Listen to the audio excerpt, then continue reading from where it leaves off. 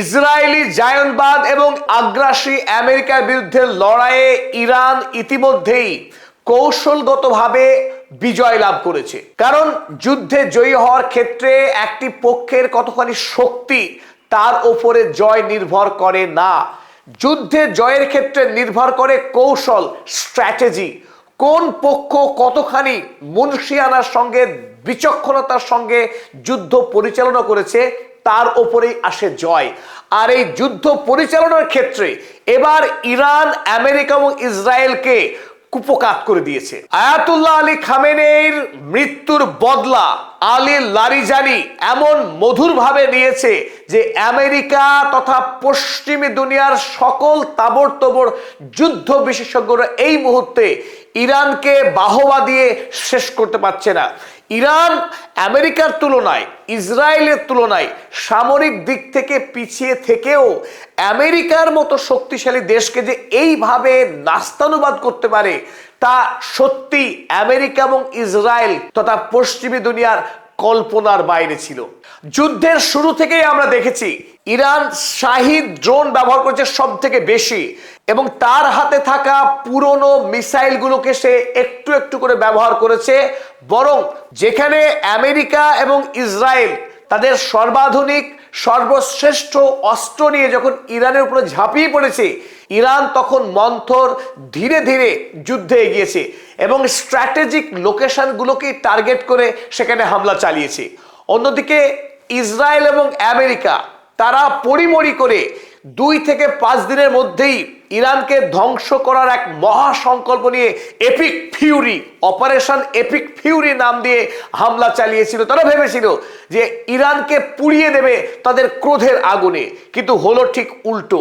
ধৈর্য, ত্যাগ, সহনশীলতা এবং বিচক্ষণ রণকৌশল দিয়ে ইতিমধ্যেই ইরান এই যুদ্ধে বাজিমাত করে দিয়েছে। গোটা মধ্যপ্রাচ্যের উপরে আধিপত্য কায়েম রাখবার জন্যে, যাতে ইসরায়েল কোনোভাবেই ইরানের দ্বারা আক্রান্ত না হয়, তার জন্যে কাতারে আর্লি ওয়ার্নিং সিস্টেম, যে ছবি আপনারা দেখছেন এখানে, আর্লি ওয়ার্নিং সিস্টেম ANFPS 132, অত্যাধুনিক প্রযুক্তির এই বিপুল দামি যে যন্ত্র প্রতিষ্ঠা করেছিল আমেরিকা কাতারের আল উদেইদ, যে সামরিক সেনা ছাউনি রয়েছে আমেরিকার তার পার্শ্ববর্তী অঞ্চলে।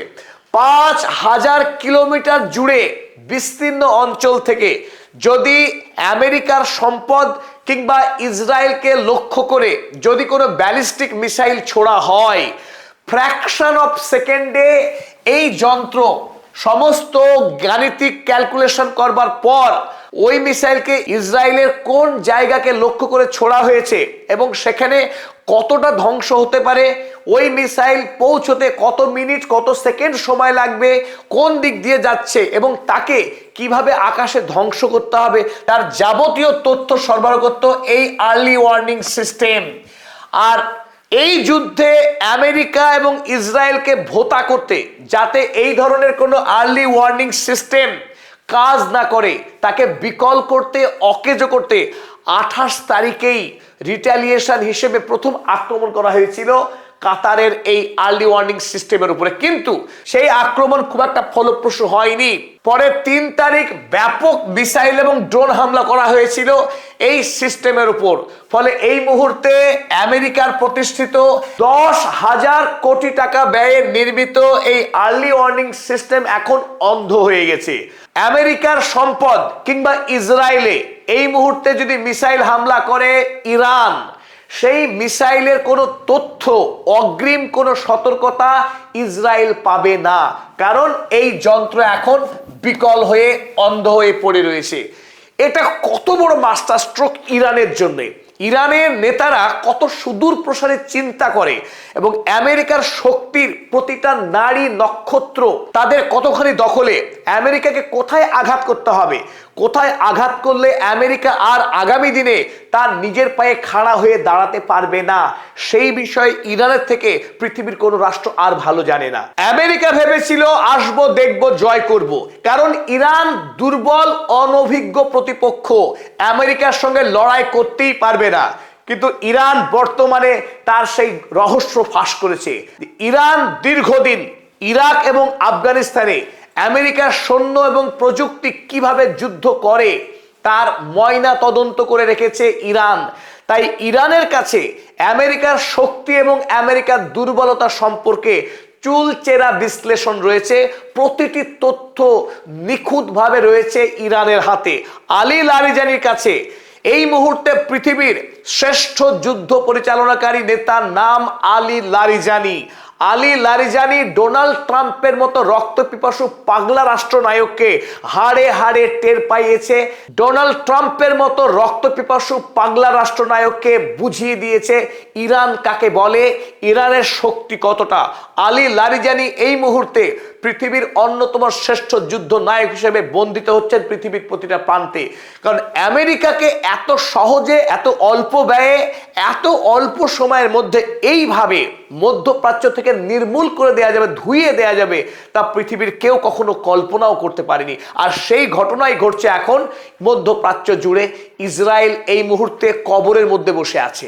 এবার স্ক্রিনে আমরা একটু বুঝে নেওয়ার চেষ্টা করি যে ওই আর্লি ওয়ার্নিং সিস্টেম অর্থাৎ অগ্রিম সতর্কতা প্রদানকারী যে ব্যবস্থা তা কোথায় অবস্থিত ছিল এবং কিভাবে কাজ করত। আমরা ছবিতে এই গ্রিন অংশটা এটা ইরান, আর কাতারের এই যে অংশ এখানে প্রতিষ্ঠা করা হয়েছিল এই আর্লি ওয়ার্নিং সিস্টেম অর্থাৎ সতর্কতা প্রদানকারী ব্যবস্থা। ইরানের কোনো কেন্দ্র থেকে যদি মিসাইল ইসরায়েলের লক্ষ্য করে এখান থেকে ছোড়া হয় ব্যালিস্টিক মিসাইল, ব্যালিস্টিক মিসাইলের কাজই হলো প্রথমে আকাশে উঠে যাওয়া, মধ্য আকাশে উঠে যাওয়া, সেখান থেকে তারপর লক্ষ্যবস্তুতে এসে আছড়ে পড়া।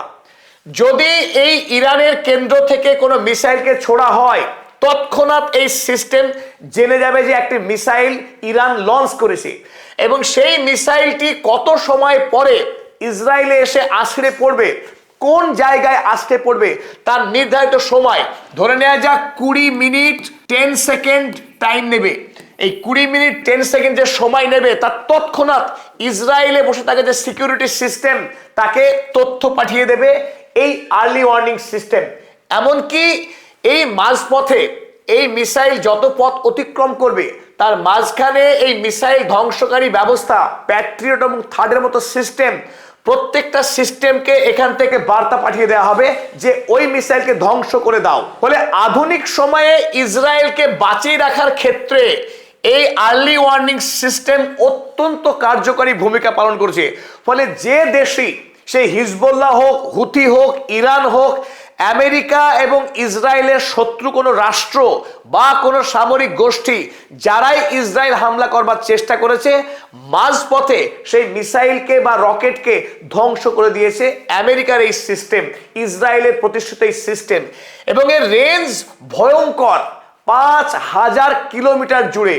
কাতারে প্রতিষ্ঠিত এই আর্লি ওয়ার্নিং সিস্টেম গোটা মধ্যপ্রাচ্য, ইউরোপ, গোটা ভারত মহাসাগর জুড়ে যে বিস্তীর্ণ অঞ্চল, সেই অঞ্চল থেকে যে কোনো মিসাইল বা ড্রোন যদি ইসরায়েল বা আমেরিকার সেনা ছাউনি বা তার দূতাবাসকে লক্ষ্য করে ছোড়া হয় মুহূর্তের মধ্যে খবর পেয়ে যাবে এই সিস্টেম।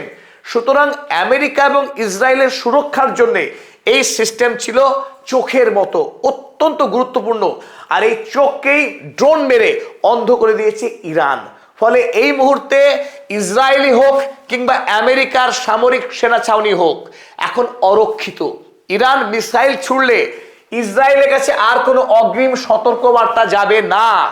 মাত্র 2 থেকে 3 মিনিট আগে তারা অন্য ডিভাইসের মাধ্যমে সতর্কতা পেতে পারে। সেই সময়ে ওই মিসাইল ধ্বংস করা সম্ভব হবে না, বরং তারা বাংকারে লুকিয়ে তাদের প্রাণ বাঁচাতে পারে, কিন্তু মিসাইল আটকাতে পারবে না এই আর্লি ওয়ার্নিং সিস্টেম ধ্বংস হওয়ার পর। প্রশ্ন আসতে পারে, আমেরিকার অনেক টাকা, অনেক শক্তিশালী প্রযুক্তিশীল দেশ, তারা মুহূর্তে আবার এই সিস্টেমকে এস্টাবলিশ করবে কাতারে। না, সেটা সম্ভব নয়। গোটা পৃথিবীতে আমেরিকার কাছে এই মুহূর্তে এইরকম আর্লি ওয়ার্নিং সিস্টেম হাতে গোনা মাত্র কয়েকটা রয়েছে। এবং যদি এই সিস্টেমকে মেরামত করার চেষ্টা করে আমেরিকা, মিনিমাম 12 মাস, 1 বৎসরের কমে এই যন্ত্রকে মেরামত করা সম্ভব নয়। তাই বর্তমান যে যুদ্ধ চলছে এই যুদ্ধকালীন অবস্থায় আমেরিকা কোনোভাবেই এই সিস্টেমকে আর মেরামত করতে পারবে না। তাই ইরানের জন্য এটা স্ট্র্যাটেজিক একটা বিরাট জয় হয়ে গেল এই আর্লি ওয়ার্নিং সিস্টেমকে ধ্বংস করার মধ্য দিয়ে। আর এখানেই দেখেছি ইরান তারা যুদ্ধ পরিচালনার বিষয়ে কত পারদর্শী এবং কতখানি দক্ষ। আর আরো অবাক করা বিষয় এই যে ইরান এত বড় গুরুত্বপূর্ণ সিস্টেমকে ধ্বংস করবার জন্য কোনো মিসাইল ব্যবহার করেনি, কেবলমাত্র ওয়ান ওয়ে ড্রোন দিয়েই আমেরিকার এই 10,000 কোটির অধিক টাকা মূল্যের সম্পদকে বিনষ্ট করে দিল। এইখানেই ইরানের মহত্ব। এই কারণে ইরানকে পরাস্ত করা আমেরিকার পক্ষে কোনোভাবেই সম্ভব নয়। পদাতিক গুজবে থাকে না, পদাতিক তথ্য নির্ভর সত্য সংবাদ আপনাদের সামনে পরিবেশন করে থাকে। তাই পদাতিকের সঙ্গে থাকতে সাবস্ক্রাইব করুন এবং সাবস্ক্রাইব বাটনের পাশে থাকা জয়েন বাটনে ক্লিক করে পদাতিক পরিবারের মেম্বার হন। সকলকে ধন্যবাদ।